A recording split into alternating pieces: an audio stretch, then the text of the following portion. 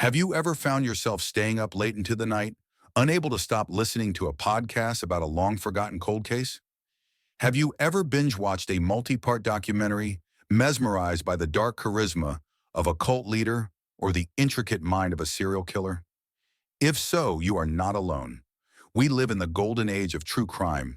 It has become a collective obsession, a multi-billion-dollar industry built on the worst of human behavior. But this raises a deeply unsettling question. Why? Why are so many of us, good, empathetic, law-abiding people, so profoundly fascinated by darkness, chaos, and depravity? Why do we willingly spend our free time immersing ourselves in stories of murder, betrayal, and psychological terror? It's a paradox that many of us don't like to examine too closely. We might tell ourselves we're interested in justice, or that we're learning how to stay safe, or that we simply like solving a puzzle. But the great Swiss psychiatrist Carl Jung would suggest a much deeper, more challenging answer. He would argue that our obsession with the crimes of others is not really about them at all. It's about us. It's about a hidden, disowned part of our own psyche that we are desperate to understand, but terrified to face directly. He called this part the shadow. Today we become psychological detectives. We will turn the magnifying glass away from the criminal and onto ourselves to uncover the secret motive behind our collective obsession with darkness. Before we dive into the abyss, let's address the answers that lie on the surface. When we ask ourselves why we're fascinated by true crime, our conscious minds offer several perfectly reasonable explanations. The first is puzzle solving. Our brains are wired to see patterns and find solutions. A good mystery, even a real one, engages this part of our intellect. We like to follow the clues, weigh the evidence, and try to solve the case before the final reveal. It's a mental workout. The second reason is a desire for justice. We are social creatures with a deep, innate need for fairness and order. When a terrible crime is committed, our sense of a just world is violated. Following the story through to the capture and conviction of the perpetrator provides a sense of catharsis, a feeling that order has been restored. To understand our obsession with true crime, we must first understand Jung's most famous and most challenging concept. The shadow. The shadow is, in simple terms, your dark side. It is a part of your unconscious mind that acts as a container for all the aspects of yourself that you have repressed, denied, and disowned. These are the parts that your conscious ego, your family, and society have deemed unacceptable or evil. Think of all the natural human instincts: aggression, greed, envy, lust, selfishness, rage. As we are socialized, we learn that these impulses are not okay. So we push them down out of the light of our conscious awareness and into the dark basement of the psyche. This basement is the shadow. But the shadow is not just a trash bin for negative traits. It also contains immense vitality. It holds our raw, untamed life force, our creativity, our deepest instincts, and even positive qualities that we were afraid to express, such as our strength if we were taught to be passive, or our ambition if we were taught to be humble. The shadow is not evil. It is simply unconscious. It is a part of you, a powerful, energetic part that cannot be destroyed.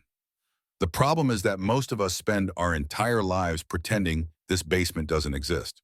We lock the door and refuse to look at what's inside. We build a persona, a social mask of being a good person, and we identify completely with this mask.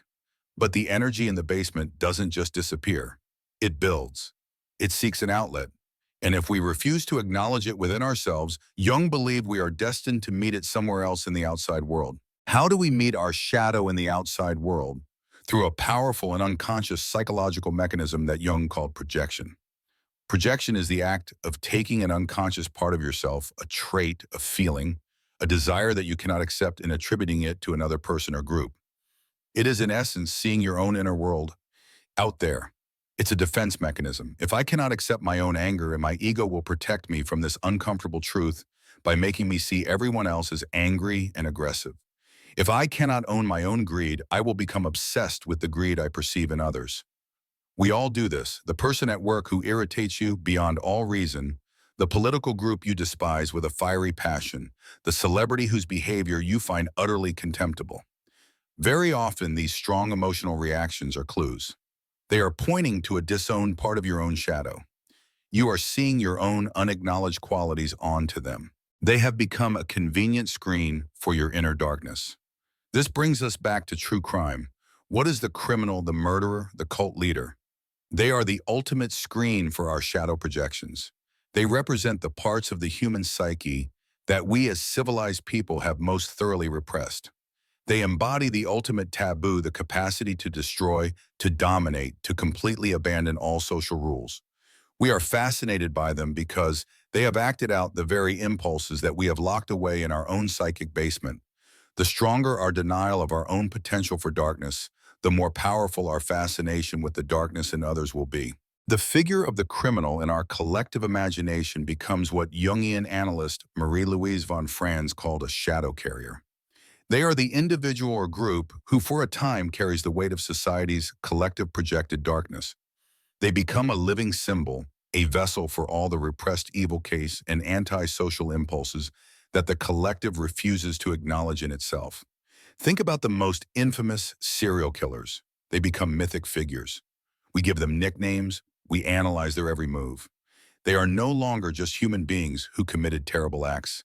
They have become archetypal figures of pure evil. Because the ego of the good person needs a place to locate darkness, it is deeply comforting for our conscious mind to believe that evil is a rare phenomenon that exists only in a few monstrous individuals out there. It allows us to maintain a clean and simple dividing line. We are good, they are evil. And this absolves us of the terrifyingly uncomfortable work of looking for the seeds of that same darkness within ourselves. The criminal has done the unthinkable. They have crossed the ultimate boundary. They have let the caged animal of the shadow completely out. And we are both horrified and on a deep unconscious level, utterly mesmerized. It is a form of psychological rubbernecking. We cannot look away because this figure is acting out a drama that is intimately, even if unconsciously familiar to us. They are a walking, talking embodiment of our own most deeply repressed potentials. Our fascination is a form of unconscious recognition. Our psyche is whispering, look, this too is human. This too is a potential that resides in some small repressed way within the blueprint of every soul. If looking at the criminal is a way of looking at our own disowned shadow, why does it feel so compelling rather than just repulsive? Because Jung would argue this fascination serves a crucial psychological purpose. The True Crime podcast or documentary acts as a form of controlled, safe exploration of the abyss. It is a modern-day alchemical vessel. Just like the alchemist's flask, which was built to contain immense heat and pressure, these stories create a safe container for us to experience the most terrifying aspects of human nature from a distance. Inside the vessel of the story, we can get close to the fire of raw aggression, psychopathy, and chaos without getting burned. We can entertain the darkest what-if questions. What would it be like to feel no empathy? What would it be like to completely disregard all rules? What does it feel like to be in the presence of pure destructive evil? These are explorations and our conscious, civilized ego would never allow. But through the medium of a story, we can experience these things vicariously. It is a psychological inoculation. It allows the psyche to touch the forbidden, to process the terrifying, and to grapple with the existence of radical evil in a controlled environment. This is why we are often drawn to the psychology of the killer more than the gruesome details of the crime. We want to understand the why. This why is not just about them. It is our psyche's attempt to understand the anatomy of its own shadow. It is a safe way to dissect the monster, to understand how it works in the hopes that we can better understand and control the potential monster that lurks in the basement of our own mind. Our fascination with true crime is not just about our personal shadow. It is also a confrontation with the collective shadow. Every society, just like every individual, has a dark side. It has a collective unconscious filled with all the uncomfortable truths it wishes to deny about itself. The collective shadow is made up of the systemic injustices, the historical atrocities, the societal hypocrisy, and the moral failures that the society's official persona tries to cover up. True crime stories are often so compelling because they are not just about individual evil. They are about the failure of the system. They expose the cracks in the foundation of our safe and civilized world. A story about a serial killer who got away with his crimes for decades is also a story about the failure of law enforcement. A story about a cult is also a story about the societal and spiritual vacuum that allowed the cult to thrive. A story about a wrongful conviction is a story about the shadow of our justice system. When we are drawn to these narratives, we are unconsciously grappling with the darkness not just of one person, but of our entire culture. We are fascinated by the moments when the carefully constructed facade of society breaks down and the chaotic, shadowy reality underneath is exposed. It validates a feeling many of us have but cannot articulate, that things are not as safe, as just, or as orderly as they seem. The criminal in this sense becomes a symptom of a larger societal sickness. Our obsession with their story is a way of trying to diagnose the disease that lurks in the shadow of our own collective life. While this fascination can serve a psychological purpose like any unconscious compulsion, it also carries dangers when it remains unexamined. An unconscious obsession with true crime can become its own kind of shadow. The first danger is the development of a paranoid and fearful worldview. If you constantly immerse yourself in the worst-case scenarios of human behavior, you can begin to believe that danger lurks around every corner. Your perception of risk becomes skewed. The world can start to seem like a much darker and more menacing place than it actually is, leading to chronic anxiety and a retreat from life. The second danger is the reinforcement of a simplistic us versus them mentality. It is easy and psychologically comforting to place all evil onto a small group of monstrous others, but this prevents any real self-reflection. If all darkness is out there, then there is no need to look for it in here.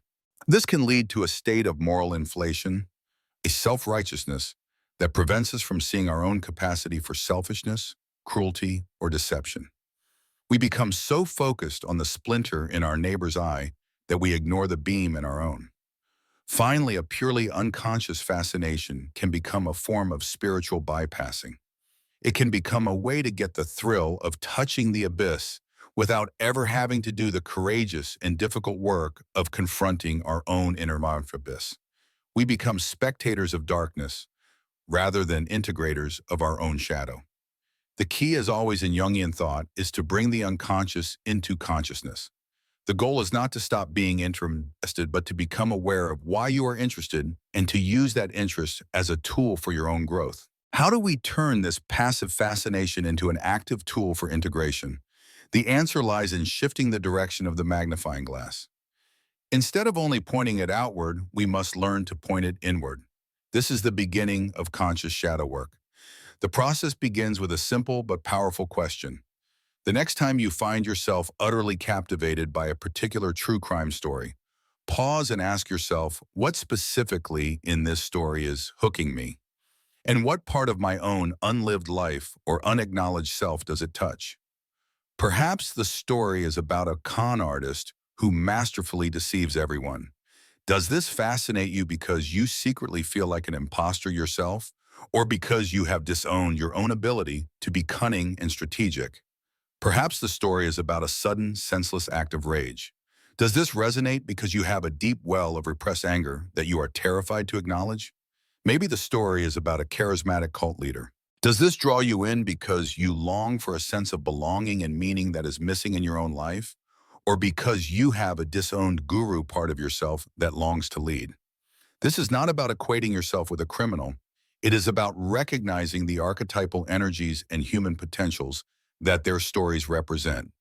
It is about using the external story as a clue to your own inner mystery. When you feel a strong emotional charge, whether it's fascination, outrage, or pity, it is a signpost. It is your psyche telling you, look here, there is something important for you to see. By asking these questions, that you transform from a passive consumer of dark content into an active explorer of your own soul. The criminal is no longer just a monster. They become a distorted mirror, reflecting a lost piece of yourself waiting to be seen. In the end, Jung's perspective on our fascination with darkness is not a condemnation, but a profound and hopeful invitation. It suggests that this obsession is not a sign of our morbidity, but a sign of our deep instinctual drive towards wholeness. Your psyche is not drawn to these stories because it is broken, but because it wants to be complete. It knows on an unconscious level that you cannot be truly whole until you have owned all parts of yourself, especially the ones you have been taught to fear and despise. The criminal in their destructive rampage is a tragic figure who was possessed by their shadow. They are what happens when the energy in the basement is ignored for so long that it finally explodes, destroying everything in its path. Our work is to do the opposite. Our work is to have the courage to walk down into our own basement, to turn on the light, and to have a conscious conversation with what we find there. When we do this, when we own our capacity for anger, our ambition, our flaws, our wildness, a paradox occurs. The energy that was once destructive becomes a source of immense power. The integrated shadow brings vitality, authenticity, and a grounded sense of our own humanity. And a strange thing happens. The compulsive need to watch stories about the darkness in others begins to fade. Why? Because we are no longer projecting our darkness onto them. We are no longer fascinated by the monster on the screen because we are busy building a relationship with the powerful, wild, and creative forces within our own soul. The goal is not to become the darkness, but to integrate it so that we may become a conscious and whole human being, no longer a spectator of evil, but a beacon of integrated light.